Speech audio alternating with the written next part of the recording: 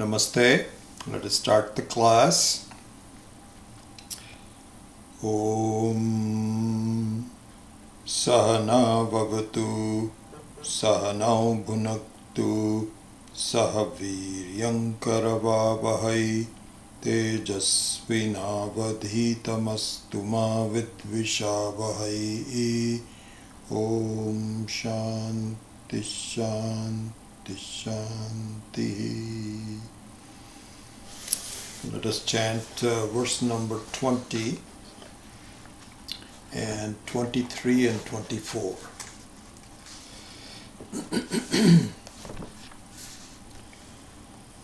Asti bhati priyam rupam nama chetyam shapanchakam adyatrayam brahma rupam jagat rupam tvato dvayam savikalpo nirvikalpaha samadhirdvividho hridi drishya shaptanuvedena savikalpa punardvidha kamadya chittaga drishyaha tatsakshittvena chetanam dhyaye drisyanuvidhoyam samadhisavikalpakaha. Okay, so a quick revision from last week, and then we will go ahead and we will do a meditation today as we discussed last week. So the very title of the book is Drg Drsya Viveka. So Viveka means that there are two things that are mixed up, and we need to distinguish between them with the help of the Vedantic knowledge. So it's like in the modern parlance, a mixture of electricity and appliance. So the electricity is independent of the appliance, but it is, if someone is confused about that or doesn't know about it, more than confusion. So in that sense, if there is a young child, even older children, that may not understand that this appliance which is functioning, a light for example, is really consisting of two things, because it is seen to be a single entity. It's a functioning lamp. And but in fact there are two entities. So one entity is the live electricity, you may say that. You know, it's like a live wire, a live electricity. And a dead appliance which does not have the ability to light up by itself. It has certain designs that allows it to display the light, that's a different thing. But by itself, it is just a piece of equipment which cannot light up. And then you have electricity which is independently flowing through the appliance and lighting it up.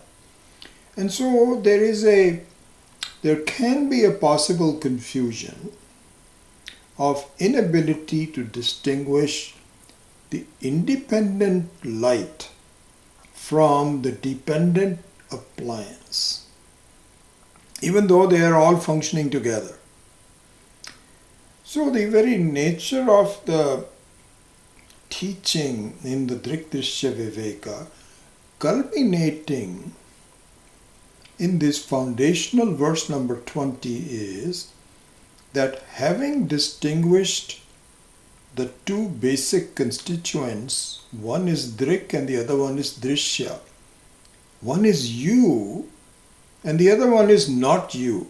One is Atma. Atma means me, I. The word Atma means I. And the other one is Anatma, which is not I.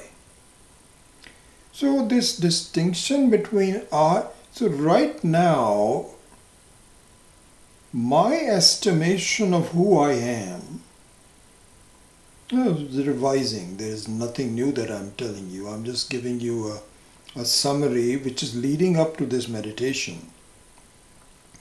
So at the moment, the normal human being thinks it is a functioning appliance. Very sophisticated functioning appliance. The appliance has some hardware, it has some software, it has a life, it has a shelf life, it has a beginning, it has an ending. So all those kinds of things. And in between also there are changes. And we know all about that, all of our experiences of life. But anyway, the overall conclusion and the sense of who I am is that I'm a functioning appliance. And so Vedanta comes along and says, you are right. You are a functioning appliance, all right, no doubt about it. This is what is called Jiva, the human being. Also in Sanskritam is called Pranadharane. Jiva is called Pranadharanam. Pranadharane means one whose prana is active. Because a table is not a jiva, because the table doesn't have any thoughts. And so by that token, it doesn't have any problems either. The problems only start with jivas that have life. Because the prana and the mind combined together provides a subtle aspect of who I am. And that subtle aspect of who I am is that of a conclusion that I am a functioning appliance. Here's the situation.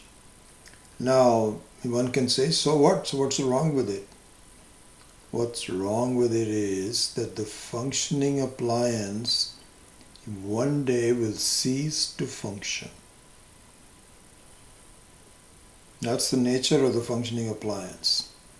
It is going to deteriorate. It is already deteriorating right in front of you.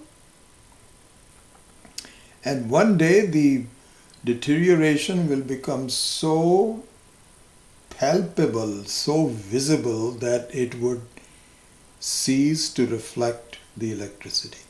So anyway, so what Vedanta says is that I know you are saying you are a functioning appliance, but please see that the functioning appliance has two factors. One is an independent electricity. So in here, the independent electricity is asti bhati priyam. Asti bhati priyam. And so asti bhati priyam means, asti means the nature of the Atma, it is. It is not dependent, it is independently is. This is called Satyam.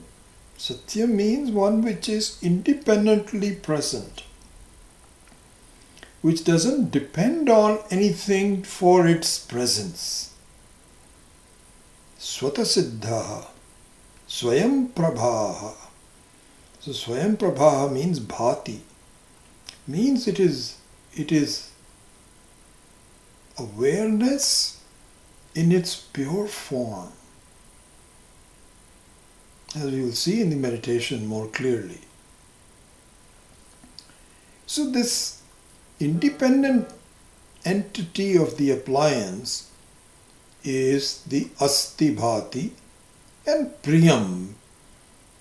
And priyam means that I am the very source of any love. I don't have to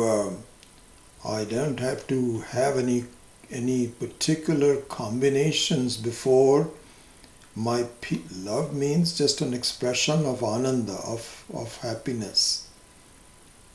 And so peace.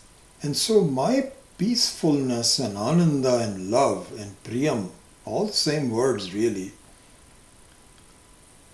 are not dependent on anything. So all the three aspects of Anand, of Atma, which is Asti Bhati Priyam, is indicative of the independence of this fact. Just like the electricity is independent.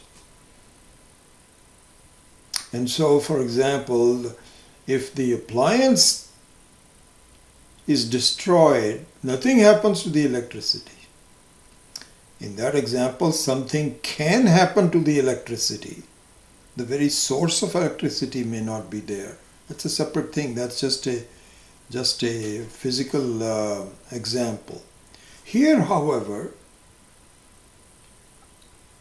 the Chit Swarupa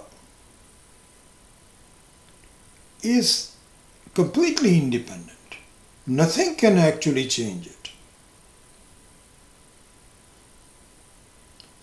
So for example, when you say I know, that I know is your Swarupa, nothing can destroy it. What can be destroyed is what you know. But that you know cannot even be disturbed, let alone be destroyed. So this is the independent aspect of the appliance. The dependent aspect of the appliance is Nama Rupa. These are the things that are depending on the Asti Bhati Priyam, and they appear to modify it. They appear to modify it, just like, for example, a functioning appliance can modify light. Apparently modify. You cannot really modify electricity. But, so for example, sometimes the lamp starts to flicker. It's as though the light is flickering. It's as though the electricity is flickering. Electricity is not flickering, but the flicker comes from the appliance itself. So that's the Nama Rupa. So anyway, this is the fact about myself. And what happens is that until this fact becomes very clear to me, my mind, and so my mind means, as a jiva, my conclusions, the way I am, the way I function, what my conclusions are that I am a flickering appliance. And what Shastra, the spiritual literature of Vedanta, not just the literature, but the very spiritual wisdom of the Vedanta says, there's a mistake about that. Please see that that is just a mistake. It is not true. Because you are right, if your identification is that of a jiva, which is a functioning appliance, then you're totally right. It's not as though I can make the functioning appliance be there forever. I can't do that. You cannot do that. But you don't need to do it. Why do you want to be a functioning appliance? don't you see that being the electricity, whether or not you are functioning through an appliance or not, is the road to immortality.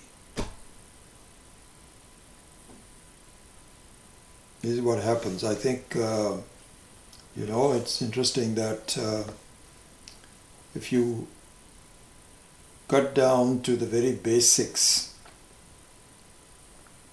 of what each one of us wants. First of all, we want immortality. Nobody wants to cease existing. Not possible. No one. The second, so this is called asti, sat, satyam.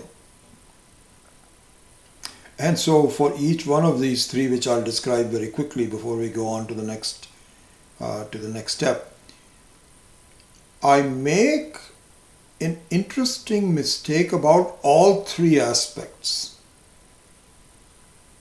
So I am basically immortal, and I take myself to be immortal, and I don't accept my mortality, and I want to become immortal, not knowing that I'm already immortal. This is the basic mistake. You see, if I'm taking myself to be immortal, and I am not mortal, then cannot be happy about it.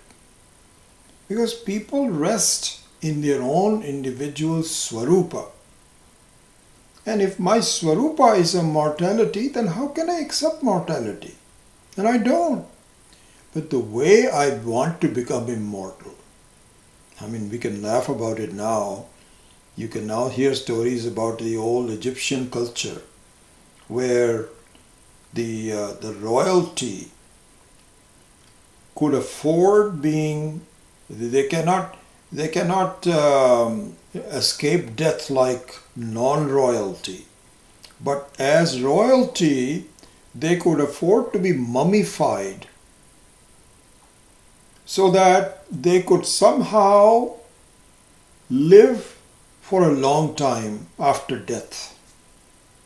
I'm not sure what their thinking was. How can they live after death? What happens? But the whole body was well preserved. And it's interesting that now we can see the mummified body after thousands of years. So they worked very hard to mummify themselves, and only the very rich and the very royal people could do that. So there is an attempt to be immortal, not accepting the mortal, not knowing you're already immortal. Same thing with jnanam, that I don't like to not know anything. I want to know everything that is going on. I want to be conscious. I don't want to be in a coma. And of course, the final thing, which is most important, I want to be unconditionally happy.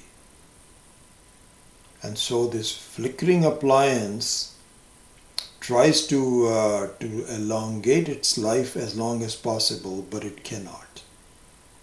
Not realizing that all you need to do is to shift your identification from the functioning appliance to the basic electricity. So this is the verse number 20. So now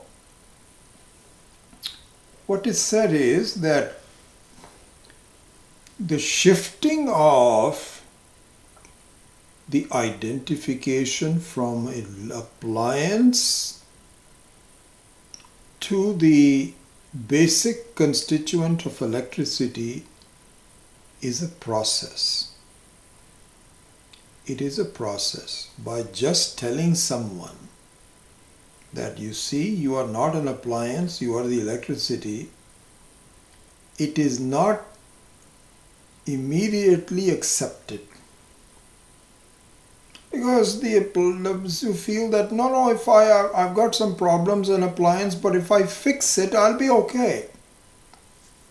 You're not going to be okay. why don't you try to see that you are the basic electricity? Well, how?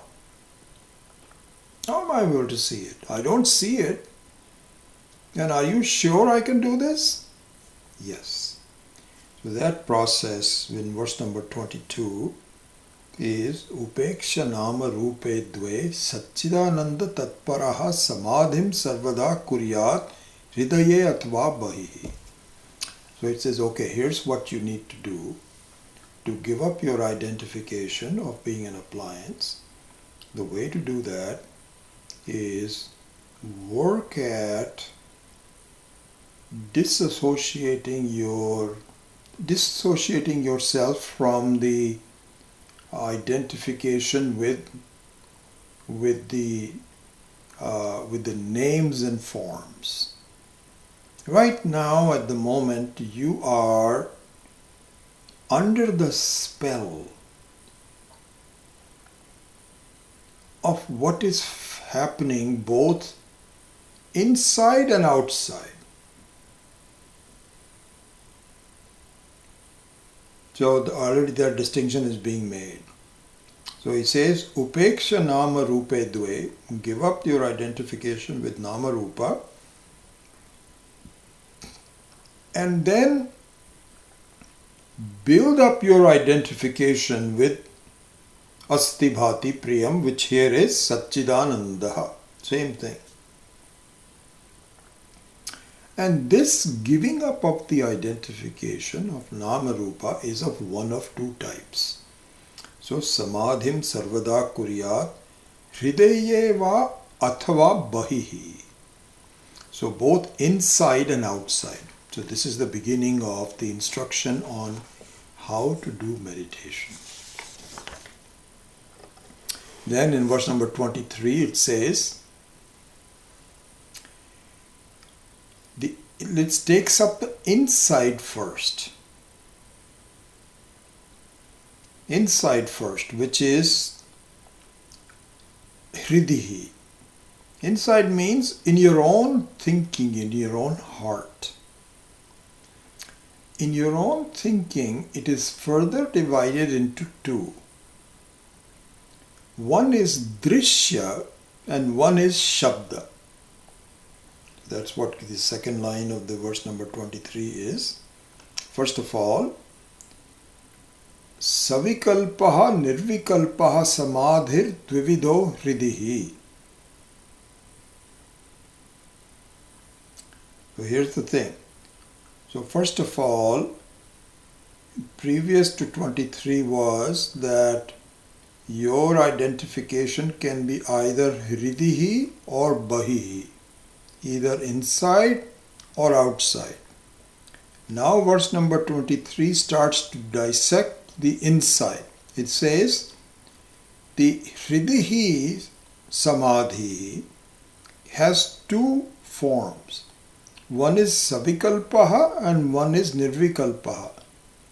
Then in the second line, the Savikalpaha is further subdivided into Drishya Anuvedhena Savikalpaha or Shabda Anuvedhena Savikalpaha. You see? I mean, if I could draw a diagram, you could see. First of all, there is Asti Bhati Priyam on one side and Nama Rupa on the other side. And now to distinguish between them, this Samadhi is of the following type. One is Hridihi, one is Bahihi. Okay, so leave us out Bahihi. Take the Hridihi. The Hridihi is now either Savikalpaha or Nirvikalpaha. Leave aside Nirvikalpaha for a while. Now look at the Savikalpaha of the Hridihi. That is of one of two types. One is Drishya Anuvedaha and the other one is Shabda Anuvedaha. So this word Anuvedaha is an interesting one. It has multiple meanings.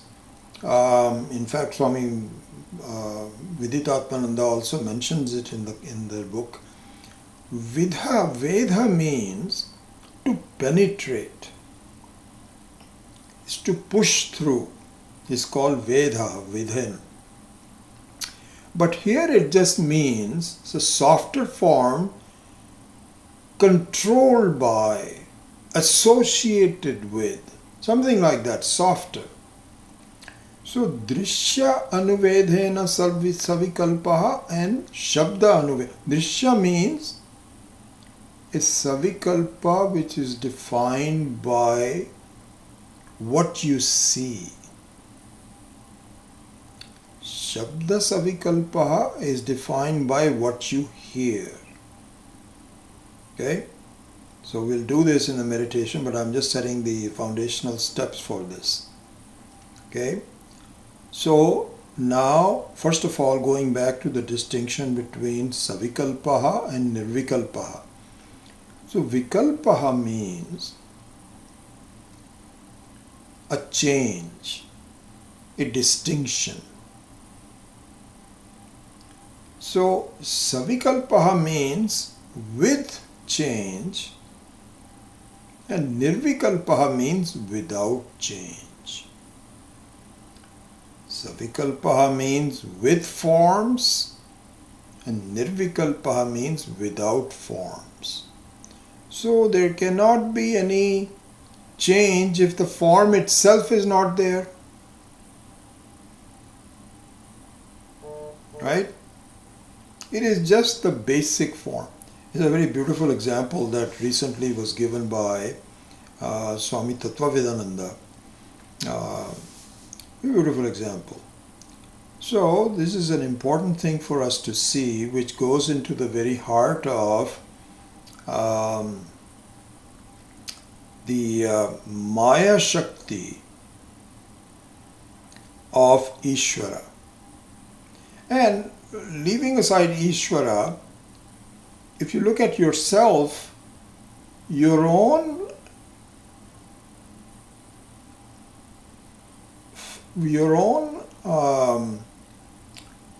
as a person, you as a person, and your personality. The same thing is Drg Drsya. Same distinction between Drg, which is the person, which is the electricity, and Drsya, which is the personality, which is the appliance. Same thing, similar things. May not be exactly the same, but very similar for all intents and purposes. So now there is another two words in Sanskritam are used, which is Swarupa and Swabhava. I think we have talked about this before. So this is important to remember. These are very important concepts. So there is a distinction between Swarupa and Swabhava, between the innate nature, which is called the person, and the personality, which can be displayed by the person. Okay? So Swami Tattvavedananda had given a very beautiful example. He said, so from those of us who are from India, and even here you could probably see that, but is not as often. So we usually have a water tank in the top of our buildings. Water tank, huge water tank, because the water supply is uncertain. You cannot always expect the water to be flowing through the taps. So many of the houses of people that are well-to-do, they have their own huge metal tank. And I remember when I was growing up in my father's house, occasionally we would have to climb up to the top of the roof to examine the water. And that was a great fun for us, because it is a little risky. You have to be sure about climbing these rickety ladders, and you keep on going to the top, and then accompanied with my father or some domestic help, we would go and open up the lid to see how everything is, if there is enough water, And it was a beautiful sight to see the water just staying there cool, not moving. And a huge body of water, several cubic feet of water just sitting there. And so after examining it, you come back and so on and so forth. Then Swami Tattvavinanda says, you come down to the street level from the top and you turn the water tap on. And what you find is that the water gushes out with a lot of pressure, splashes, makes a sound, and is moving. And all that, okay? So I won't go into any more detail. So now if you look at these two conditions of water, you could really not imagine that a water in the water tank, which is coolly sitting there, can display such active behavior. And the same thing is true in for example, in a lake with a dam. When the lake is there, it is quietly sitting there. But if you open the valves of the dam, it gushes out with such force. Unbelievable. Why am I saying this? Because there is a distinction between Swarupa of the water and the Swabhava of the water. So, the Swabhava of the water means, let's look at the Swarupa of the water first. The Swarupa of the water is, it is sitting there quietly.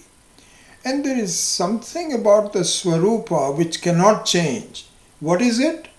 Its constituents as H2O. 2 atoms of hydrogen and 1 atom of oxygen. What a creation. Creates a water. It always stays like that. Doesn't matter. So this is the distinction between Swarupa and Swabhava. In Swarupa, there is no change. Even if there is a personality, there is no change. So even if there is a Swabhava now, which has a kind of like a very active ingredients to it, violent ingredients to it, the Swarupa doesn't change while the Swabhava is still there. The following water through the tap is also H2O. Not changing anything is also H2O. So this is the distinction between Swarupa and Swabhava. So in some way, this can look at it as the very basic electricity and also the change in the electricity that can happen. So, Asti Bhati Priyam is the Swarupa of you and I. Common Swarupa for everyone. And Nama Rupa is the Swabhava, which is different for everyone. And different from even one person from one time to another. It's really like dancing. The mind dancing in different times, at different situations. But always Asti Bhati Priyam, even while it is dancing. Even while the forms are there. So going back to what I was saying, the Nirvikalpaha is very close, if not exactly the same, as Asti Bhati Priyam. Savikalpaha is the swabhava. It's the changes that occurs. So vikalpaha means the changes, the actions, the dynamics of it. And the thoughts that are accompanied by changes are called savikalpaha samadhi. So in that sense, the very attempt to do samadhi, as we will do very shortly, I think I'm running out of time and I don't want to go through without doing. So even if I have to just stop, I will just do so in the next couple of minutes. And so all of that is samadhi alone, but the contents of the samadhi can either be savikalpaha or nirvikalpaha. So savikalpaha means with changes, nirvikalpaha means it's all quiet. Now, then the second line is the savikalpaha is either drishya anuveda samadhi, or it can be shabda anuveda samadhi, either what you see or what you hear. And so now, in verse number 24, the drishya anuveda samadhi is being explained. Not the shabda anuveda, not what you are listening, not the thoughts of following the words, but what you see. So he says, kamadhyaha chittagaha drishyaha tat sakshitvena chetanam dhyayet drishya anuviddoyam samadhi savikalpakaha. So he says, so now the drishya savikalpaha is in the form of kamadhyaha, means desires, reactions to the desires, etc. These are all the savikalpakaha samadhi drishya anuveda. So without any further delay, let us see a sample of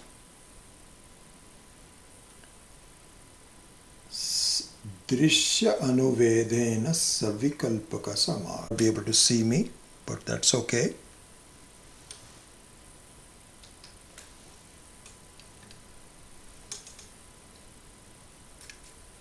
Let me turn off the ceiling light also, and I'll be back in a minute.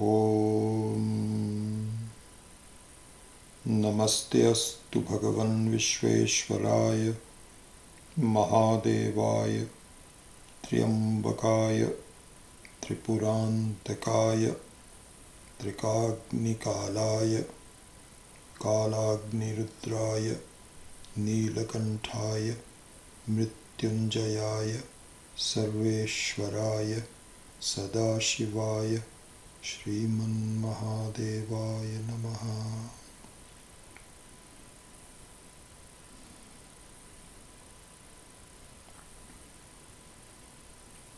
So let us go through some of the initial steps in preparation for the Samadhi.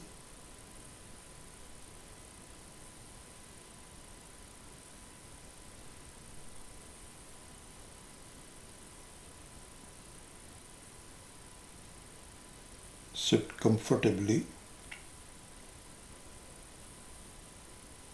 relatively with a straight back, not leaning, with your eyes closed and your hands in your lap.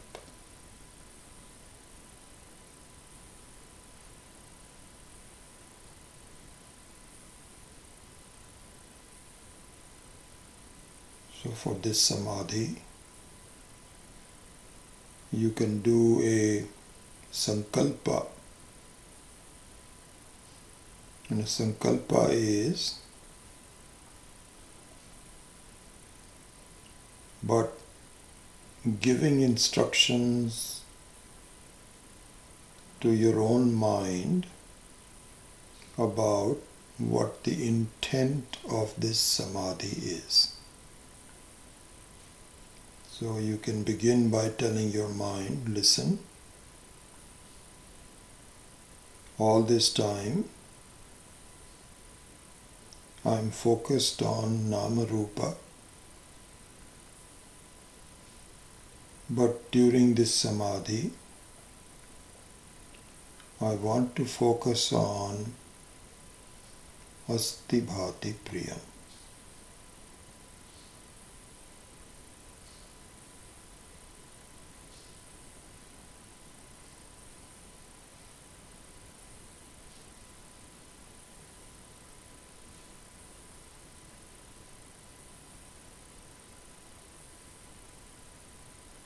With that,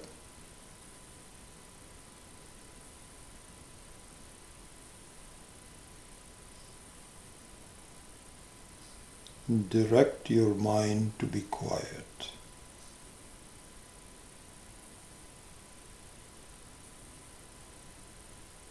Ask it to focus on the one source of one sense organ which is prevalent throughout your body.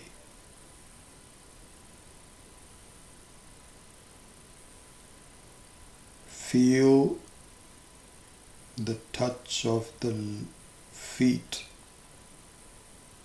on the ground.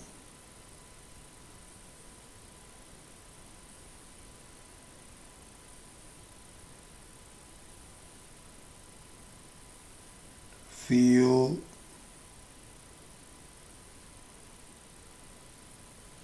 the touch of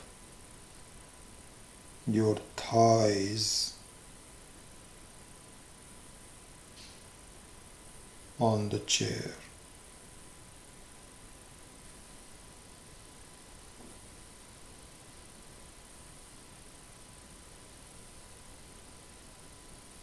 Feel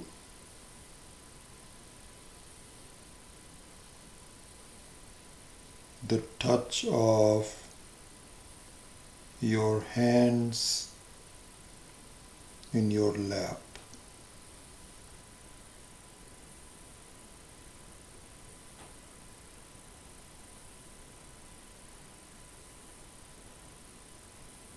Feel the touch of your fingers clasping each other.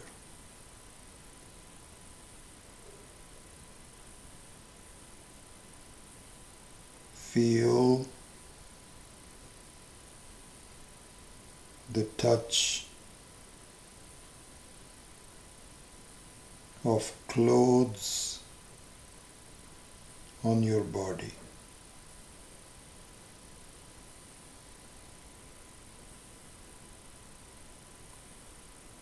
Feel the touch of your sets of eyelashes touching each other.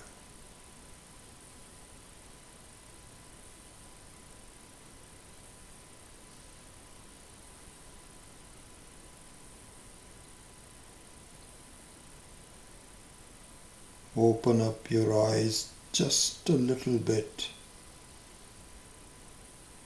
to disassociate the eyelashes from each other.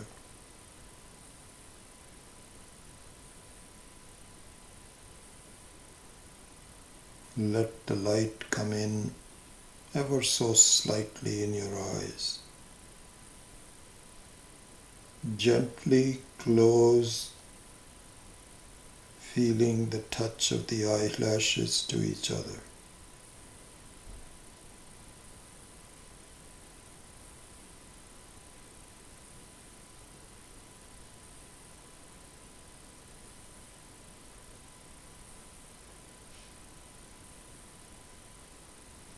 Do this one more time.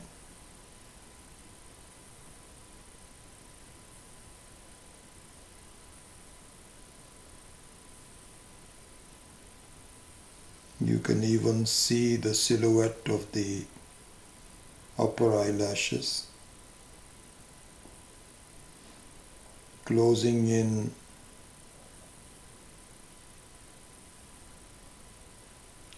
by touching the lower eyelashes.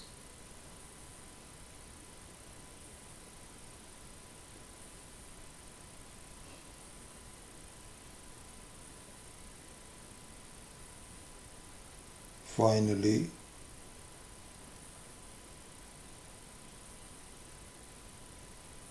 feel your body relax.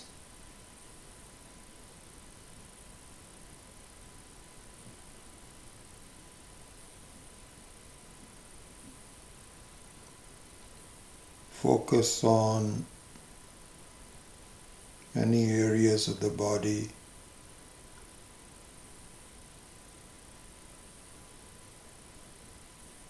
that store any tension.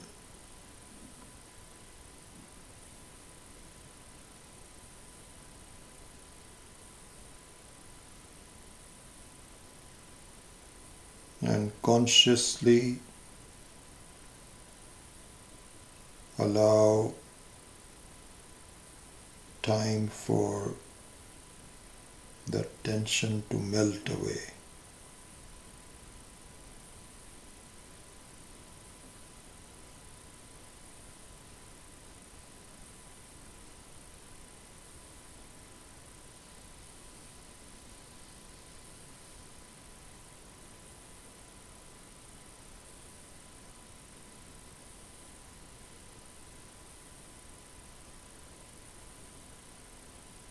In this meditation,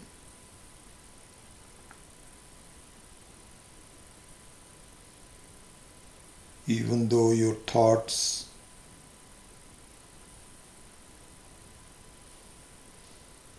have naturally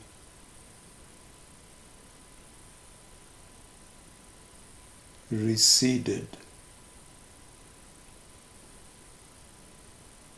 have become inactive,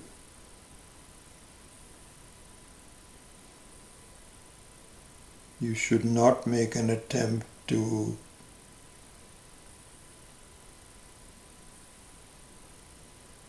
try to remove all your thoughts. In this meditation,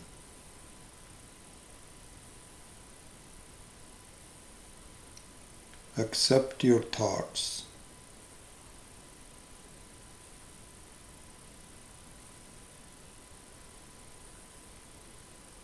In fact, prefer your thoughts to be there.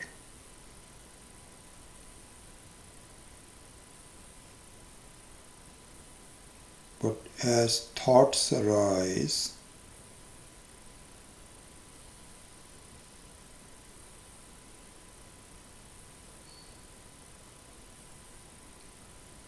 be aware of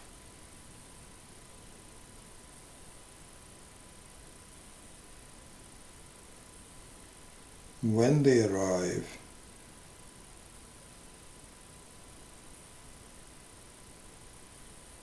what forms they take,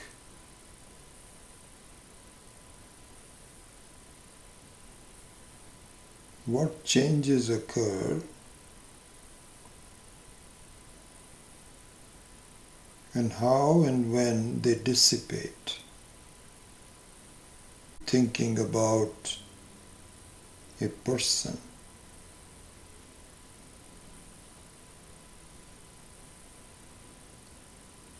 or a situation.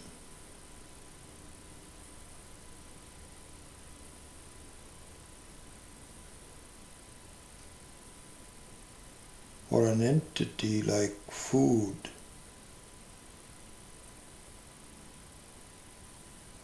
your possessions, like a car or furniture.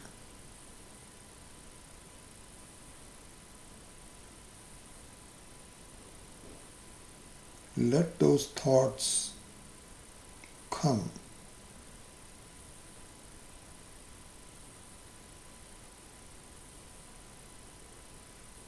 Don't resist them.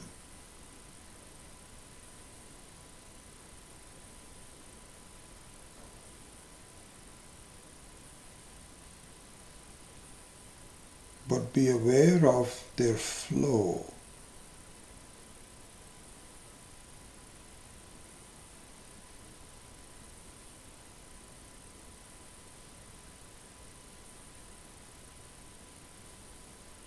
It's as though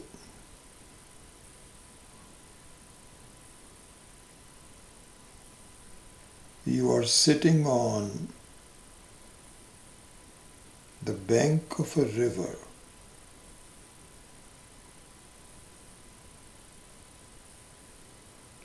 observing the flow of a river of thoughts.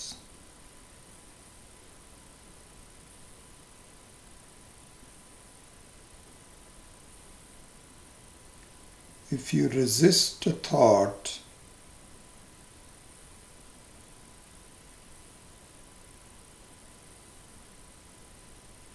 then you are no longer sitting on the side of the river.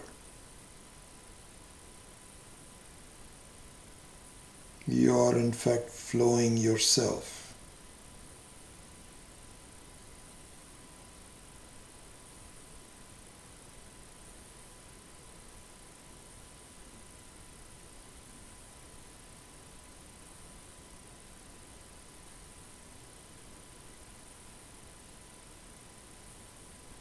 Do not attempt to block certain thoughts and substitute different thoughts.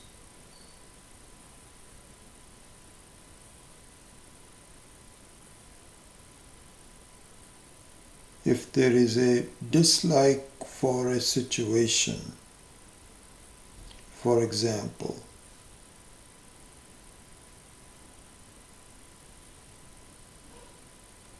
instead of countering that with different thoughts, just let it flow.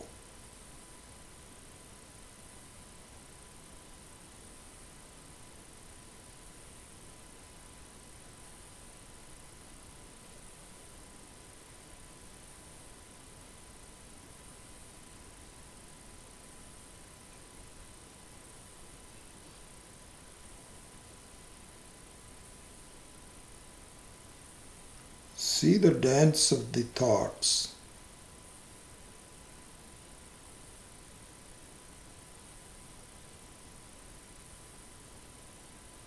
Appreciate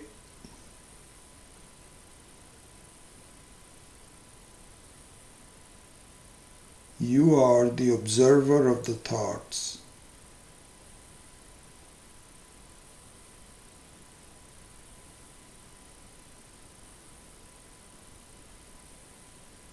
There is no need to be swept by the thoughts.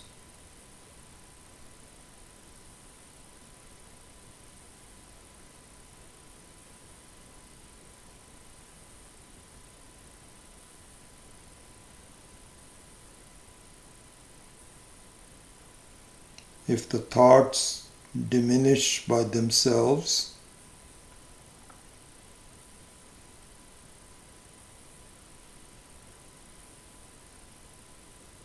focus on yourself as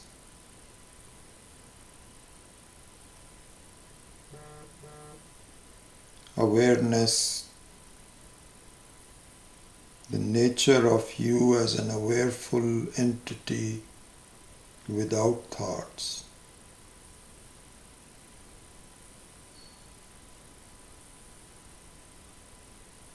You can see yourself as a witness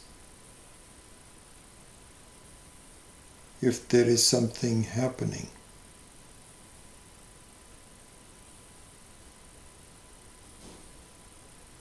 If there is nothing happening or very little happening, you are still there.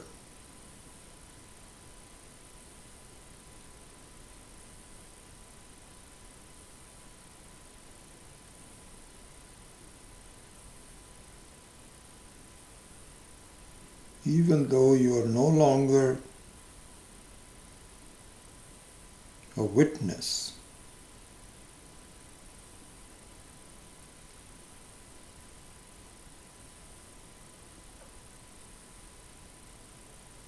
appreciate that you are always there.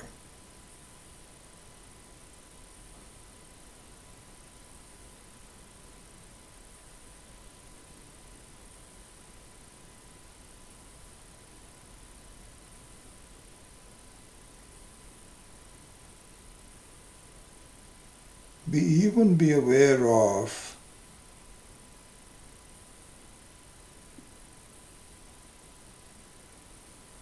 any reacting thoughts.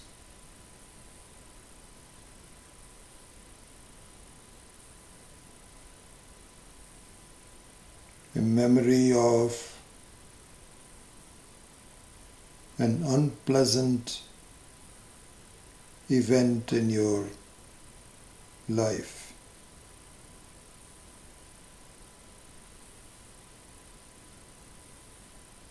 When you think of the unpleasant event or a pleasant event,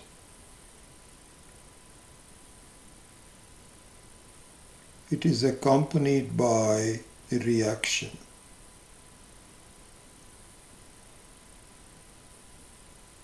The reaction can be in the form of thoughts. Why did it happen? What did I do to deserve it? Etc.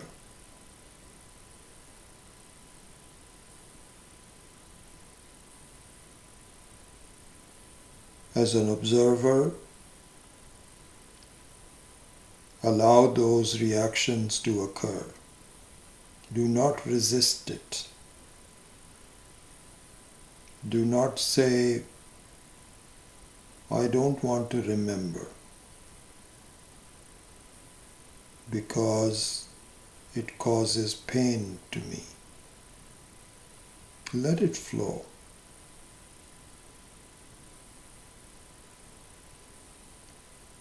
In this meditation,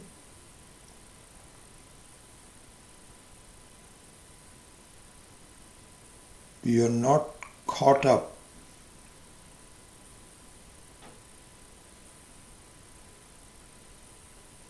in sizing up the various thoughts, what they look like, how can you avoid it. Instead, focus on the distinction between all types of thoughts and you as an observer.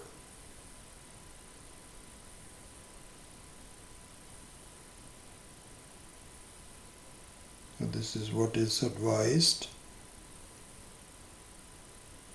in verse number 22. Upekshya nama rupe tve Satchidananda tatparaha Samadhim sarvada kuryat.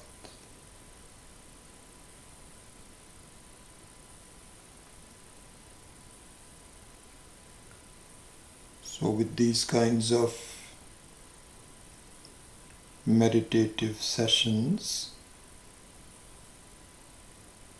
you begin to shift your attention from what is happening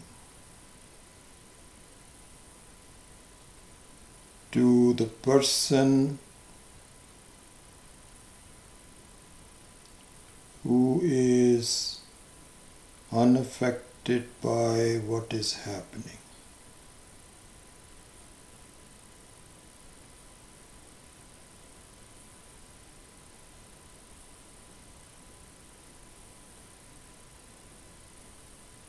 This is Drishya Anuvedena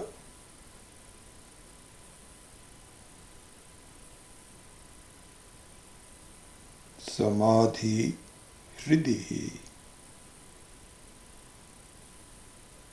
Next time we will do Shabda Anuvedena Samadhi Hridihi.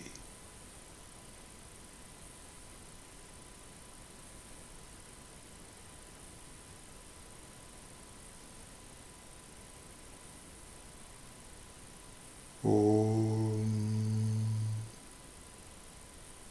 Shanti Shanti Shanti.